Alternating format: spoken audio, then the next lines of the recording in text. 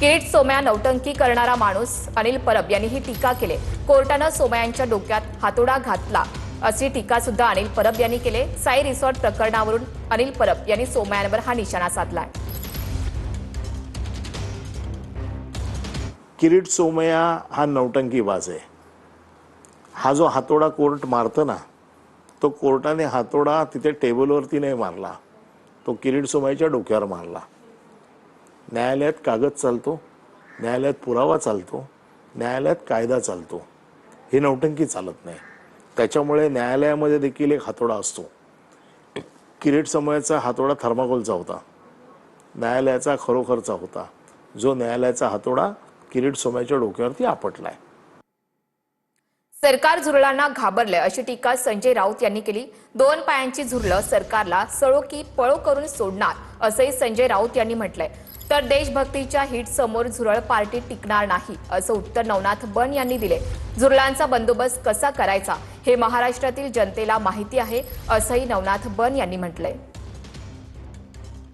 Cockroach जनता पार्टीला ज्या प्रकारे तरुणांचं समर्थन मिळत आहे, त्याच्यामुळे सरकार झुरळांना घाबरला। खरं म्हणजे या देशातल्या झुरळांनी न्यायमूर्ती सूर्यकांत यांचे आभार मानायला पाहिजे। झुरळांना प्रतिष्ठा, मान सन्मान, त्यांची लढण्याची जिद्द यांना प्रतिष्ठा प्राप्त झाली। त्याच्यामुळे यापुढे आळशी बेरोजगार झुरळांना, दोन पायांच्या झुरळांना या देशामध्ये चांगले दिवस येणार आहे आणि दोन पायांची झुरळं ही सरकारला सळो की पळो करून सोडणार। महाविकास आघाडीच्या गिधाडांना हे सरकार घाबरलं नाही। ज्या गिधाडांनी कोविडच्या काळामध्ये मुंबईकरांच्या टाळूवरचं लोणी खाल्लं, अशा गिधाडांना सरकार घाबरलं नाही, तर या झुरळांना घाबरण्याचं काही कारण नाही। असे कितीही झुरळ वाढले तरी देशभक्तीचं हिट मारल्यानंतर या झुरळांची अवस्था काय होईल हे जनता बघणार आहे। या झुरळांची कशी बंदोबस्त करायचा, या झुरळांची अडचण कशी दूर करायची हे आमच्या घरातल्या प्रत्येक माता भगिनीला माहीत असतं। एक दोन दिवसात मनोज जरांगेंना भेटणार अशी माहिती राधाकृष्ण विखे पाटील यांनी दिली। शिंदे समितीला मुदतवाढ दिली आहे असं सुद्धा विखे पाटील यांनी म्हटलंय। प्रसाद लाड आणि जरांगेंमधील संवाद मला माहिती नाही असं सुद्धा विखे पाटील यांनी म्हटलेलं आहे। माझी प्रसाद लाडांची भेट नाही, पण त्यांनी बहुतेक सरकारच्या झालेल्या निर्णयाची त्यांना कल्पना दिली असावी।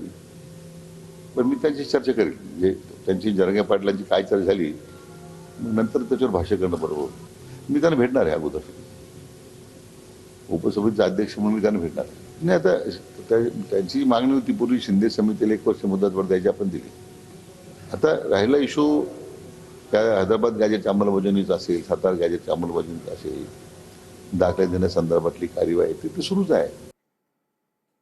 विधान परिषदेच्या 4 मतदारसंघात ठाकरेंच्या शिवसेनेचं बलाबल आहे असं अंबादास दानवे यांनी म्हटलंय। मविया म्हणून कसं लढता येईल या संदर्भात उद्धव ठाकरेंशी चर्चा केली। आमचा 2 ते 3 जागांवर दावा आहे। उद्धव ठाकरेंसोबतच्या बैठकीनंतर अंबादास दानवे यांनी ही प्रतिक्रिया दिलेली आहे।